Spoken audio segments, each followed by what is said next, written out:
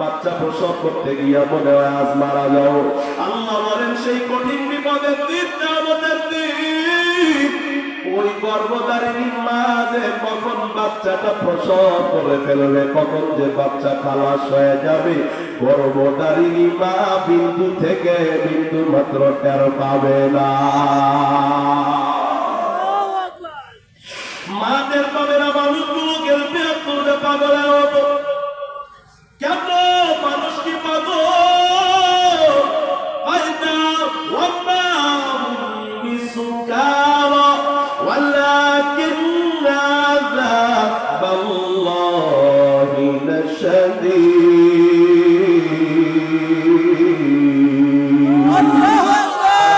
পাগল হয় নাই, আল্লাহর শাস্তি দেখে মানুষ বড় ভয় পায়। কি অবস্থা হবে রে? মানুষগুলা তখন বলবে, ডেকে ডেকে ডেকে ডেকে বলবে, আজ আমাদের পালানোর জায়গা কোথায়? আল্লাহ ছাড়া পালানোর জায়গা কোথাও নাই, ঠিক না? আরে বাবা, এটা প্রথম চিন্তায় ফুটকার দেওয়ার পরের অবস্থা। ইসরাফিল আলাইহিস সালাম যখন দ্বিতীয় ফুটকার দিবে, দ্বিতীয় ফুটকারের আওয়াজে দুনিয়ার সব মানুষগুলো কবর থেকে ওঠা শুরু করে দিবে। রে বাবা, ভালো করে বুঝবে। আমি আগে ওই ভয়ঙ্কর দিনের কথা আপনাদেরকে বোঝানোর চেষ্টা করতেছি, তারপরে আপনাদেরকে বলবো ওই ভয়ঙ্কর দিনে কি কাজে দিবে, কোন জিনিসের মাধ্যমে ভয়ঙ্কর দিনে আপনারা বিপদ থেকে বাঁচতে পারবেন। রে বাবা, সেই মেসেজ আমি লাস্টের দিকে দিয়ে দিব। রে বাবা, ভালো করে মনোযোগ দিয়ে শুনবেন। না খারাপ লাগতেছে? খারাপ লাগে? বিরক্ত হচ্ছেন তো? ভাইরা আমার, আল্লাহ কোরআনে বলে, সুন্নাহ তুকিবা ফিহি উখরা ফাইযা হুম কিয়ামুন ইয়ানযুরুন।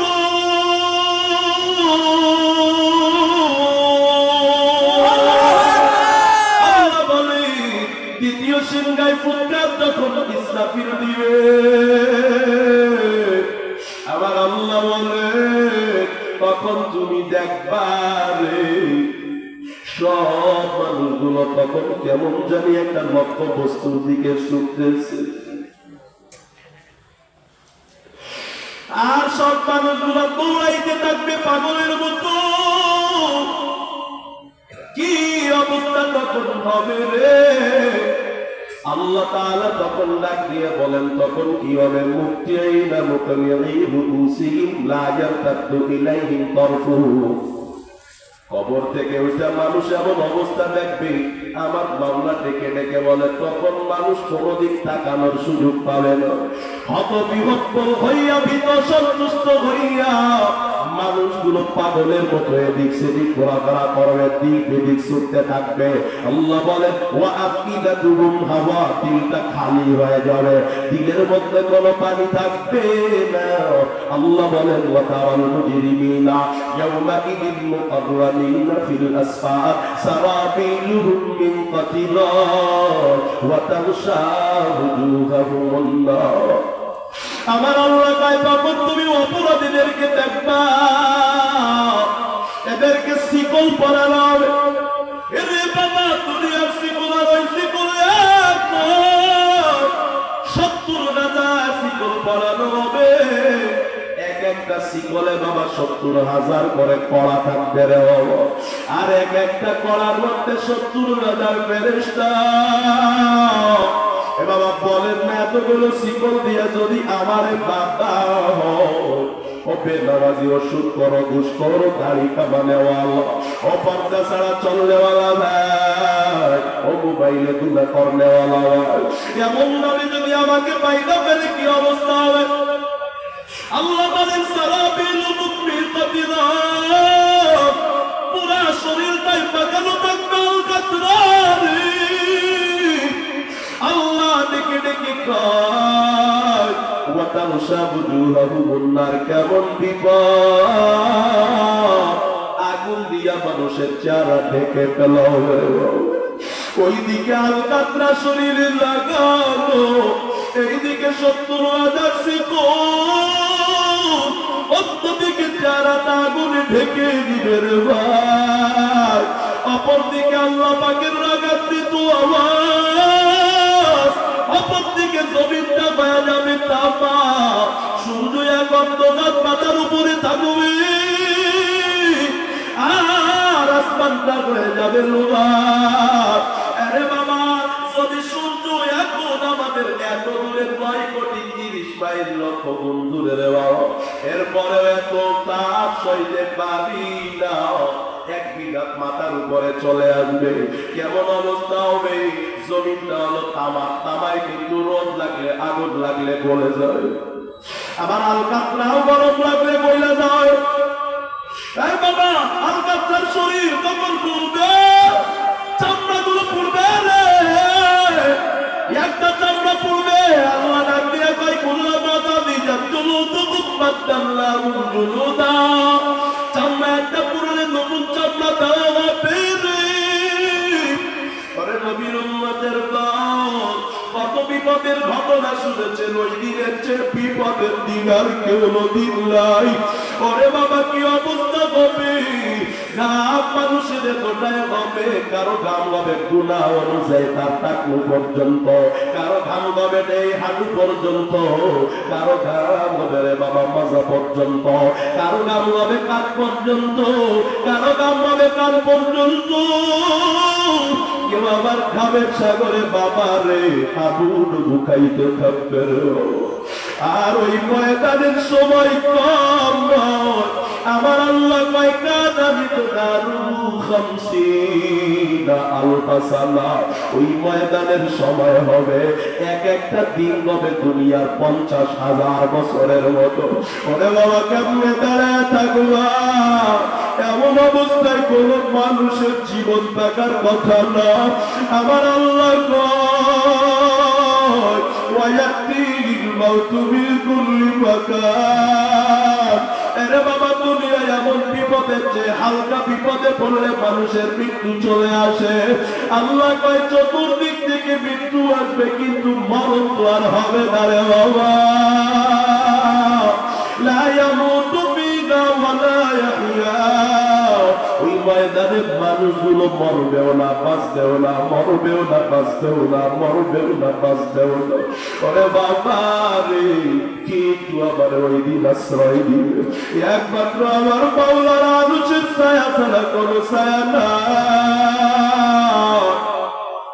ওরে বাবা, আমার সন্তানও কোনো কাজে আসবে না, টাকা পয়সাও কাজে দিবে না। যাদের টাকা পয়সা ছিল, দুনিয়াতে বাড়ি ছিল, গাড়ি ছিল, অনেকগুলো ছেলে মেয়ে ছিল, ওরা ওই দিন আফসোস করে বলবে ইয়াউমা লা ইউগনি মালু ওয়ালা বানুন। আজ ছেলে মেয়ে কোনো কাজে দিল না, আর সম্পদ কোনো কাজে দিল না। আর ক্ষমতাওয়ালারা ডেকে ডেকে বলবে হালাকা আপনি সুলতানিয়া, আমার রাজত্ব শেষ। ওরে বাবা, আজকে ক্ষমতা দাঁড়াইয়া ভারতে পালানো যায়, ওখান থেকে পালানোর কোন জায়গা নাই রে বাবা। কি অবস্থা হবে রে? ছেলের সাথে দেখা হবে, মা বাবা ছেলেরে বলবে ছেলে রে, দুনিয়াতে তোমাকে কত আদর করছি, কত খাওয়াইছি, আজকে একটা লেখি দাও না। ছেলে বলবে দুনিয়াতে আমার মা ছিল বটে, তুমি কে? তোমার তো আমি চিনি না। স্বামী পরিচয় দিবে না, বিবি পরিচয় দিবে না, বরং আপনার যেই ছেলেটা নামাজ পড়ে না, পর্দা করে না, হালাল খায় না, রোজা রাখে না, মা বাবার অবাধ্য, মোবাইলের মধ্যে গুনাহ করে, ওই ছেলেটা তো তখন বিপদে পড়া আল্লাহর ডাক দিয়া বলবে আতানা সাদাতানা ওয়া কুবারানা ফাআদাল্লুনা সাবিলা। ওয়াল্লাহ, আমি ছোট ছিলাম, আমার মা বাবা যা শিখাইছে তা শিখছি, মা বাবা নামাজ শিখায় নাই, মা বাবা পর্দা শিখায় নাই, মা বাবা আমারে কোরআন শিখায় নাই। এই আমার মা বাবা আমারে ও মালিক দারুল কোরআন ইসলামিয়া মাদ্রাসায় ভর্তি করে নাই, আমার মা বাবা আমারে ভিন্ন কিছু শিখার জন্য দিছে রে মালিক, আজকে যদি আমারে আযাব দিতে হয় আমার মা বাবার ডাবল আযাব দেওয়া লাগবে। আল্লাহ বলবেন মা বাবারে তখন ডাবল আযাব দেওয়া হবে। ওয়ালাকুল্লাহ কাবীরা, আল্লাহ তখন বলে এই সন্তান তখন মা বাবারে টিটকারি আর ভালোচনা করবে গো। সন্তান বলবে মারে না খাইয়া আমারে খাওয়াইছো, ও বাপ ঈদের দিন তুমি কাপড় না নিয়ে আমারে নতুন জামা কাপড় দিছো রে বাবা, জাহান্নাম থেকে কেন বাঁচাইলা না? বলো নাই কেন পর্দা না করলে জাহান্নামে যাওয়া লাগবে? আব্বা জান বলো নাই কেন নেশা করলে জাহান্নাম? এই জাহান্নাম কেমন হবে? এই ময়দানের খবর কেন দাও নাই রে বাপ? সন্তান নিজের মা বাবার জাহান্নামের ক্ষেত্রে সুমায়া ফুটবলের মতো বাবা একটা লাঠি দিয়া দিবে, ফুটবলের মতো একটা লাঠি দিয়া মা বাবার জাহান্নামে ফেলে দিবে রে। ওরে বাবা যা আপনার কেউ সহ্য করতে পারবেন না, বিপদের দিন আপনার ছেলেটা আপনার বিপদ আরো বাড়ায়। আপনার বিবি বলবে আমার স্বামী আমার পর্দা করায় নাই, মেয়ে বলবে আমার বাবা আমার পর্দা করায় নাই, বোন বলবে ভাই পর্দার কথা বলেই নাই। পুরো জাতি রে আপনার জাহান্নামে নিয়ে টানাটানি করবে, তারপরেও চাইবে দেখি দি আমার বাড়ির বাপরে জান্নাতে জাহান্নামে দিলে নি আমি একটু বাঁচতে পারি। আল্লাহ কয় কাল্লা ইন্নাল্লাহ, সম্ভব না, কারণে দিয়ে কেউ মুক্তি পাইতে পারবে না। এজন্য আল্লাহ কয় নবীরে আগেই ভাই লেখা ওই দিনের প্রস্তুতি নিয়ে যেন আপনার উম্মতরা দুনিয়া থেকে বিদায় হয়। এরা নবীর উম্মতের দল ওই কঠিন বিপদের দিনে সবাই ভুলে গেলে এক শ্রেণীর মানুষদেরকে ভুলবে না রে বাবা। একটু বলবনি সেই শ্রেণী কারা? আল্লাহ কয় আল আখিল্লাহু ইয়াওমা ইযিন বাদুহুম লিবাদি আদুউন ইল্লাল মুত্তাকিন। আল্লাহ কয় আল্লাহর ভয়ে যাদের সাথে সম্পর্ক হয়েছে, ইমানের সাথে সম্পর্ক টাকার কারণে নয়, খানার কারণে নয়, আল্লাহর কারণে সম্পর্ক। মাদ্রাসার ছাত্রদের সাথে সম্পর্ক, ওরে বাবা মাদ্রাসায় কত এতিম ছেলে ঘুমাই রে। আমার নবী কয় এই মাদ্রাসার এতিম অথবা বাহিরের কোন এতিম ছাত্রের মাথায় যদি, ছেলের মাথায় যদি কোনো আল্লাহর বান্দা হাত বুলায়া দেয়, ওই হাতের সাথে যতগুলা চুল লাগে ততগুলা দেখি আমার মাওলা ওই বান্দার আমলনামায় জমা করে দেয়। নবীর উম্মতের দল এই ছাত্রগুলো ওই দিন কাজে দিবে, ইমাম কাজে দিবে রে, আল্লাহর জন্য সম্পর্কগুলো সেই দিন কাজে দিবে রে। নবীর উম্মতের দল দুনিয়াতে আমরা যখন আসছিলাম আমাদের কোনো সফলতা ছিল না, আমরা মায়ের দুধ কেমনে খাইতে হইতো সেটাও জানতাম না, কেমনে দাঁড়াইতে হয় তাও জানতাম না, হাত দিয়ে কেমনে ধরতে হয় তাও জানতাম না। আল্লাহ কয় কুল্লুল কাদালিনা সালাতাহু ওয়া তাসবিহা, এই প্রত্যেকটা প্রাণী মায়ের পেট থেকে পড়ার সঙ্গে সঙ্গে নামাজ পড়া জানে, আল্লাহর জিকির করা জানে, তাসবিহ পড়া জানে। মানুষ কিন্তু জানে না রে বাবা। এটা মুরগির বাচ্চা ডিম থেকে ফোটার সঙ্গে সঙ্গে খানা নিজে নিজে খায় রে বাবা, মার খানার ব্যবস্থা করে দেওয়া লাগে না। একটা গরুর বাচ্চা তাকাইয়া দেখো না, যখনই মার পেট থেকে পড়ে মুখটারে মার উলানের সঙ্গে লাগায়, কারণ দেখানো লাগে নাকি? কথা কয় দেখানো লাগে নাকি? কারণ আওয়াজ করে কয় যদি মায়ের স্থানে গরুর উলানে যদি দুধ না পড়ে, ওই বাচ্চাটারে আল্লাহ শিখাইয়া পাঠাইছে একটা কুতা দিয়ে দুধ বের করা যাবে। কথা কোন ঠিক না বেটি? আরে মানুষ আল্লাহ কয় ওয়া খুলিকাল ইনসানু দাইফা, মানুষ কত দুর্বল রে, খানাও জানে না, পায়খানা প্রসাদ করে দেয় সেগুলো আবার খায়, কিছুই জানে না রে বলো।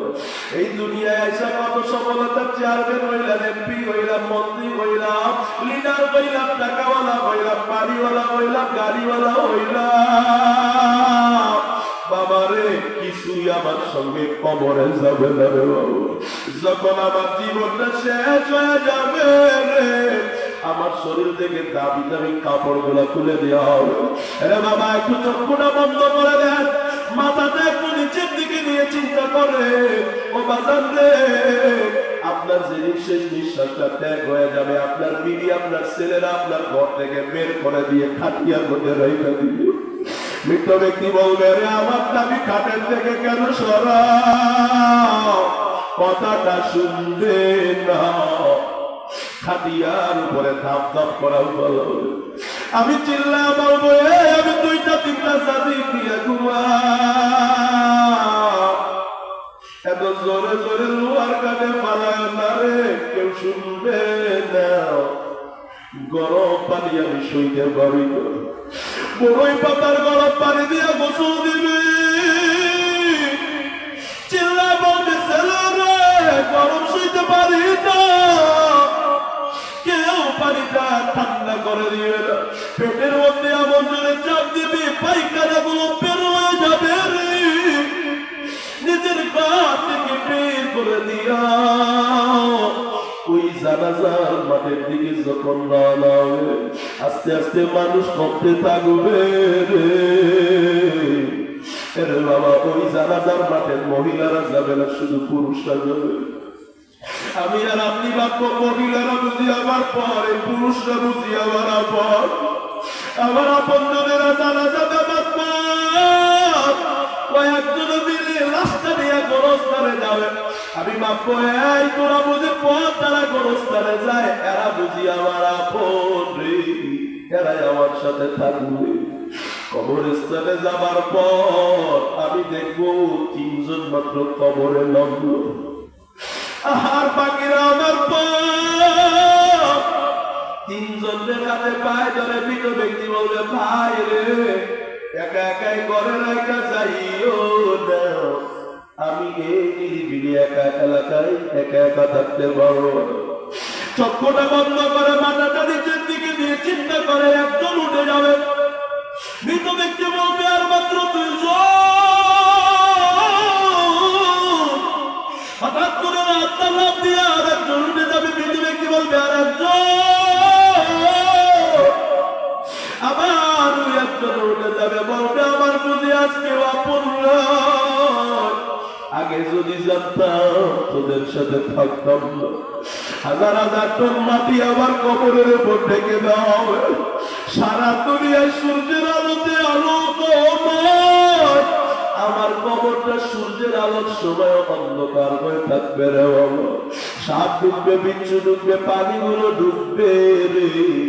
আমার নবী কয়, দুনিয়ার কোনো কিছু তখন নিয়ে যাইতে পারবা না। নামাজের ইবাদত আর করা হবে না, সব আমলগুলো শেষ। তোমার যত দুনিয়ার যত তোমার যত রকম অভিজ্ঞতা যোগ্যতা ছিল, কিছুই কবরে যাবে না। নবী কয়, ইদা মাতাল ইনসান ইনকাতা আমালুহু ইল্লা মিন সালাসা। আমার নবী ডাক দিয়া কয়, 3 জিনিস যাবে, এর বেশি কিছু যাবে না। আরে বাবা, বেদাতের মালিক আমার আল্লাহ। 3টা জিনিসের 1 নম্বর আমার নবী কয়, ইল্লা মিন সাদাকাতিন জারিয়া। দুনিয়ায় থাকার সময় যে মানুষ তোমরা মাথার পায়ে পালানো টাকা থেকে আল্লাহর রাস্তায় সদকায়ে জারিয়া করছিল, মাদ্রাসা বানাইছো রে, মসজিদ বানাইছো রে বাবা।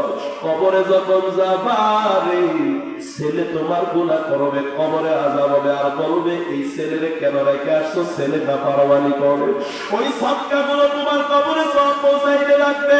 2 নম্বর হবে ইলমিন ইউনতাকাউবিহি। আমি শিখাইছি এক ছাত্ররে, আমার ছাত্র শিখাবে আর একজনরে এই কোরআনের এলেম রে বাবা, জাগতিক বিদ্যা না রে বাবা। এমন এলেম তো আপনাদের নাই, আপনাদের তেমন ছাত্র নাই রে বাবা। আমার নবী কয়, 3 নম্বর ওয়ালাদিন সালিহিন ইয়াদুল্লাহ। ওই কঠিন বিপদের দিনে এমন ছেলে কাজে দিবে, যেই ছেলেটা মা বাবার জন্য দোয়া করবে রে বাবা। ওই কঠিন আসরে দাড়ি ছাড়া যুবকগুলো, নামাজ পড়ে না যুবকগুলো, বেপরদার যুবকগুলো, নেশাখোর যুবকগুলো, আগেই বলেছি মা বাবার লাথি দিয়া, ফুটবলের মতো লাথি দিয়া জাহান্নামে ফেলবে। আর যেই বেচারা তার ছেলেটারে বানাইছে কোরআনের হাফেজ, যার ছেলেটারে বানাইছে কোরআনের আলেম, আল্লাহ বলবে, তোর আজকে সুপারিশের পথ দিলাম রে। এই হাফেজ তুই 10 জন রে, আর আলেম তুই অগণিত মানুষ রে, সুপারিশ কর। তুই তো নিজে জান্নাতে যাবি, যাদেরকে মন চায় তাদেরকে নিয়ে নিয়ে জান্নাতে চলে যাবে বাবা। ওই কোরআনের ছাত্রগুলা ছাড়া ওই দিন আমার আর আপনার কেউ কাজে দিবে না। একটা কথাও মানা বলি না, হাদিস থেকে বলেছি, কোরআন থেকে বলেছি, মিথ্যা বলার জন্য এত কিলোমিটার রাস্তা পাড়ি দিয়ে আসি না। পর্দার মারে যেই বাড়িতে একদিন লাল শাড়ি পরিয়া ঢুকছেন, একদিন সাদা কাপড় পরে বের হয়ে যাবে। একদিন আপনার ছেলেটা কাঁদলে আপনি দৌড় দিয়া কোলে নিছেন, একদিন কাঁদবে রে, আপনি আর জবাব দিতে পারবেন না। যেদিন আপনার কবরে দেওয়া হবে, যেদিন লাশের বিপদে পড়বেন, একটু বলে না তোমার ছেলেটারে কি আমত বানাইছো, যে ছেলেটা তোমার বিপদে পয়সা সোয়াই আসিল বড় ও মুরব্বী বাবা রে, একটু চিন্তা করে দেখেন না, আপনার ছেলেটা তো আলিফ বা তা খাই করতে পারে না, আপনার মরণের সময় সূরা ইয়াসিন কেমনে পড়বে রে বাবা? আপনি কবরে যাবার পর একটা দোয়া আছে, ওই দোয়াটা আপনার বাবার কবরের পাশে বৈশা বৈশা করলে সুবহান জবাবটা সহজ হয়ে যায়। আপনার ছেলে তো পারে না, কবরে যখন নামাবে আপনার ছেলেটারে সবাই নামতে বলবে, ওর ভয় আমি তো না পারবা, আমি তো কবরের দোয়াটাও পারি না। আপনার ছেলেটা নামতে চাবে না, কোন ছেলের জন্য আজকে জীবন উৎসর্গ করেছেন মা? এ বাপরে, সারাটা জীবন কার জন্য কি করলে? ওই ছেলেটা যখন জানাজায় দাঁড়াবে সবাই জানাজার দোয়া পড়বে গো, আপনার ছেলেটা তো জানাজার দোয়াটা পড়তে পারে না। বম্বুল দাসের মতো জবানটা বন্ধ করে বসে যাবে। জীবনের তারা চিরবিদায় দিন আপনার ছেলেটা একটু আপনার জন্য দোয়া করবেন, দোয়াটাও শিখান নাই মা বাবা। ওই ছেলেটার কোনো দোষ নাই, আপনি কেন মা বাবার শিখাইলেন না ছেলে মেয়ে? আমার নবী কয়, কোন সন্তান যদি মা বাবার জানাজা সামনে নিয়ে দাঁড়ায় যায়, আমার মাওলার বড় লজ্জা হয়, ওই মা বাবারে আমার মাওলা মাফ না করে পারে না।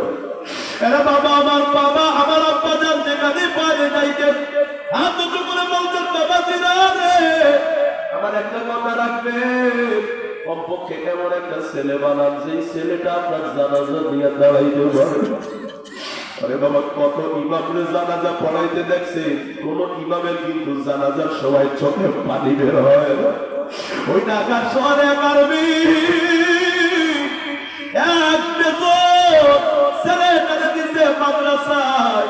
ও ভাই, ছেলেটারে মাদ্রাসায় দিছেন কেন? আপনি তো আর্মি বানাইতে পারতেন, আপনার তো টাকার অভাব নেই। বেজোর ডাক দিয়া কয়, হুজুর আমার বাবা কিছুদিন আগে মারা গেছে, বাবার জানাজায় গেল, আমার চোখে কত পানি।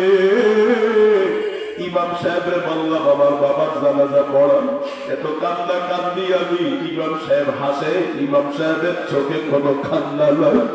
ওই দিন থেকে আমি নিয়ত করেছি আমার জানাজাটা আমি ইমামরে দিয়ে পড়াবো না, আমার ছেলেরে দিয়ে জানাজা পড়াবো।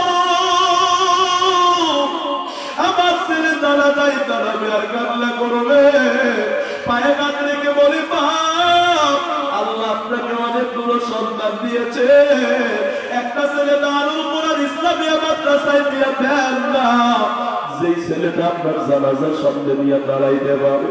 এ বাবার দল, আমি জুমায় ইব্রাহিমী কম জানাজার নামাজ পড়াই নাই। নারায়ণগঞ্জে আমি যেখানে থাকি বিশাল মাঠ, বিশাল বড় এলাকার জানাজা একটা মাঠেই হয়। শহর এলাকায় সেখানে মাঠ নাই, মসজিদে মসজিদে মাঠ নাই, সব জায়গায় আমার জানাজার জন্য লাগে। আমি বড় মর্মান্তিক জানাজা পড়াইছি, দেখছি রে জানাজায় পাপ কাঁদতে কাঁদতে বেহুশ, দেখছি রে অ্যাক্সিডেন্ট করার কারণে কাপড়ের কাপড় দিয়ে রক্তগুলো পায়া পায়া পড়ে, সব মানুষগুলো কাঁদে রে, আমার চোখে তো কোনো পানি আসে না। আর আমি 2012 সালে একটা জানাজা পড়াইছি, এ দৌলতপুরের মুসলমান রে বাবা, ওই জানাজাটা ছিল আমার বাবার জানাজা, যেই মসজিদে আমার বাবা ইমামতি করতে, ওই মসজিদে এলান হইতেছে আমগো মসজিদের ইমাম সাহেব বাধ্য দিয়েতে নাই। কেমন জানি বিশ্বাস করতে পারি না। বাবার লাশটা দিয়ে যখন জানাজার ময়দানের দিকে যায়, মানুষগুলো বলা বলি করতেছে, আমার কানে আওয়াজ আসতেছে, হুজুরের কপাল কত ভালো রে, আজকে হুজুরের ছেলে হুজুরের জানাজাটা পড়াবে। কারণ আমার বাবা মরণের মাত্র 3 দিন আগে রসুল কাকার মায়ের জানাজা পড়ানোর সময় আমার বাবা মরণের আগে অ্যাক্সিডেন্ট করেছিলেন তাবলীগের কাজে যায়, এজন্য হাঁটতে পারতেন না। কেসটি আমার বাবার চলেতে হয়েছে 3 মাস রে। ওই আল্লাহর বান্দা মানে না হুজুর জানাজা পড়াইতে পারবেন না তো কি হইছে, আমার মায়ের জানাজা আপনি বৈশা থাকবেন, দোয়া করবেন, একটু নসিহত করবে। আমার বাবা সেখানে গিয়ে একই কথা বলেছে। কি আর বলবো, একটা কথাই বলি, একটা মাত্র ছেলে বাবা। সবসময় আমার বাবা দোয়া করতেন, আল্লাহ হাফেজ আলমের বাবা বলে আমার কবরে দিও না।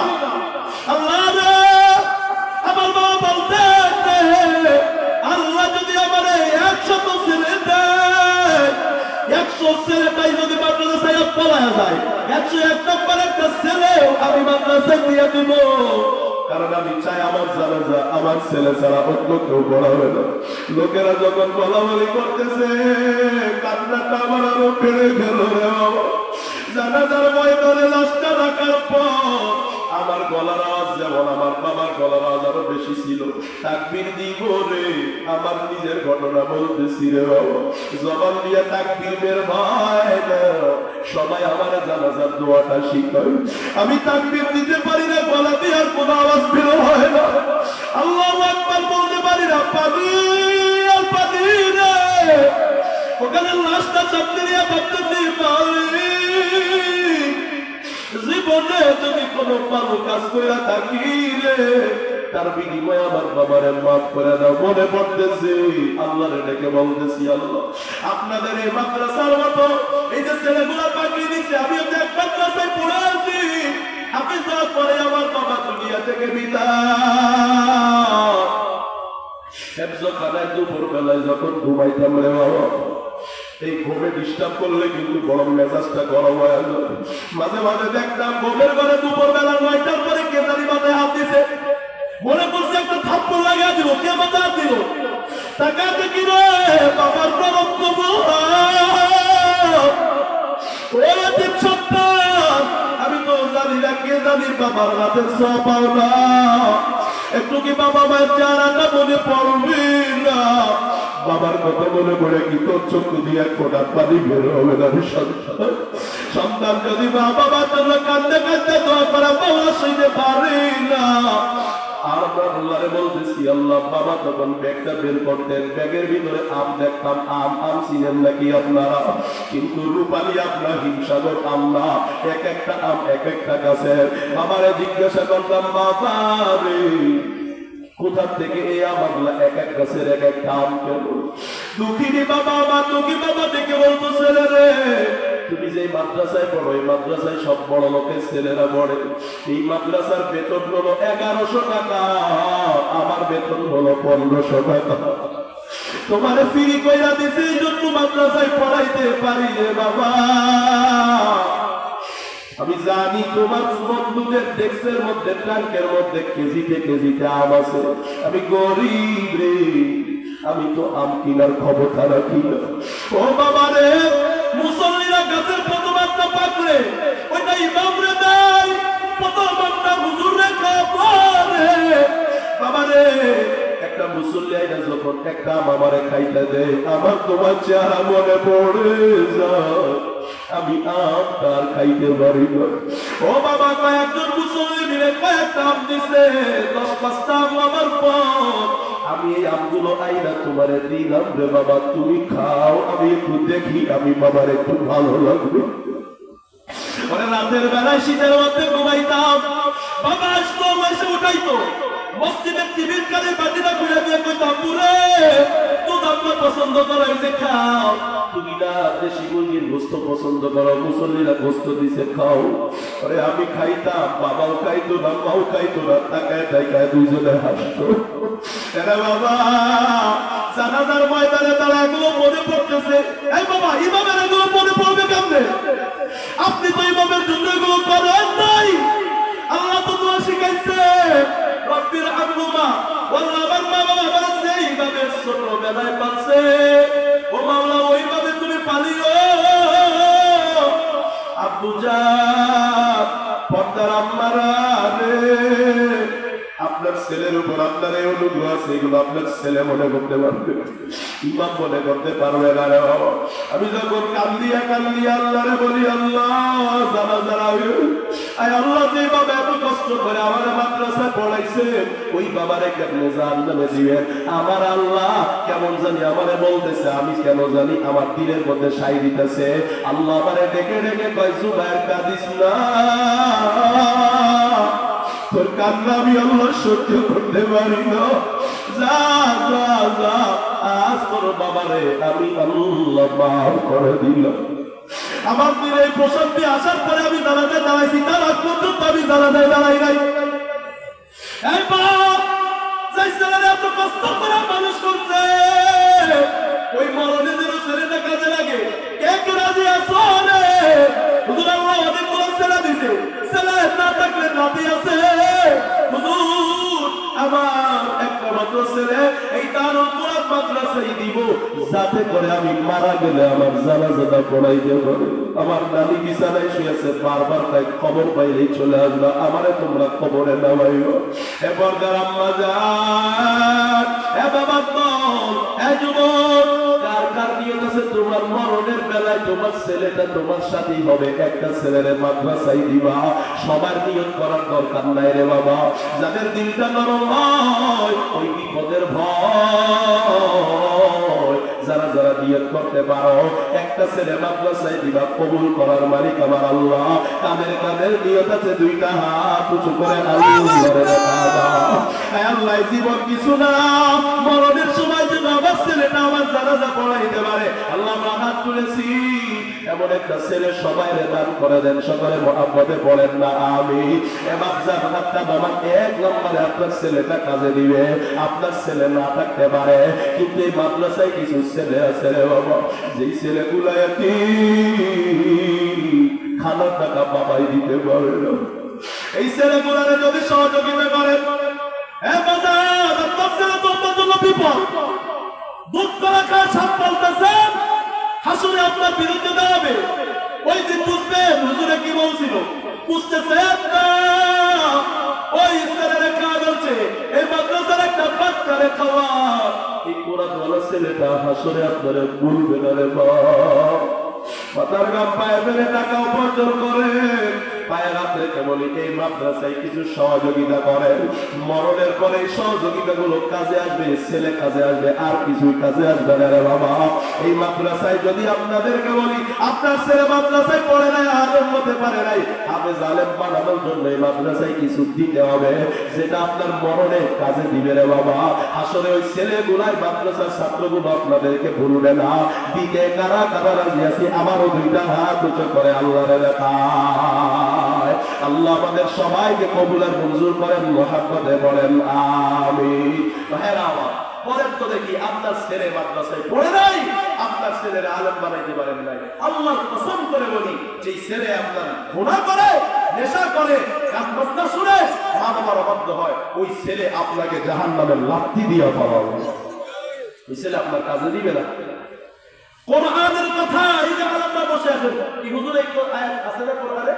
ওয়াকালু রাব্বানা ইল্লা আতানা সাদাতানা, এই যে হুজুরদের কাছে জিজ্ঞাসা দেখে একটা কথাও মিথ্যা বলি নাই, বাপ আপনার ছেলে আপনাকে জাহান্নামে পাঠাবে, লাথি দিবে। ওয়াল আনদুল্লাহ আলাল কাবীরা, ভরসা করবে, আল্লাহরে বলবে আতিহিম বিল খাইরি মিনাল আযাব। আল্লাহ আমার নেতারে আর আমার মা বাবারে এদেরকে ডাবল দাও, ডাবল দাও, আমার যে শাস্তি দিবা ডাবল দিবা, ডাবল দিবা। কেন কোরআন শিখাই না, কেন নামাজ শিখাই না? বাপ আপনার ছেলে দিয়া বাঁচতে পারবেন না, আপনার ছেলে আপনাকে জাহান্নামে ফেলতে যাবে, আর এই মাদ্রাসার ছাত্রগুলা টাইনা ধরবে, চাচা মিয়া তুমি যদি টাকা না দিতা মাদ্রাসায় পড়ে বড় হতে পারতাম না। আমিও তো এতিম ছিলাম, মাদ্রাসায় পড়েছি, মা ফোন দিয়ে বলতো ছেলে আর পড়া লাগবে না, চাকরি করো, তোমার বাবা মারা গেছে, তোমার ছোট আরো 4টা ভাই বোন আছে, চাকরি নাও। হুজুরকে গিয়ে বলতাম হুজুর চাকরি দেন, হুজুর পকেট থেকে টাকা বের করে বলতো বাড়ির চাউলের টাকা পাঠায় দাও। মাদ্রাসায় দান করতো আপনাদের মতো বান্দারা, তাদের টাকায় আমাদের খাবার দাবারের ব্যবস্থা হইতো। আপনারা কি মনে করেন যাদের টাকায়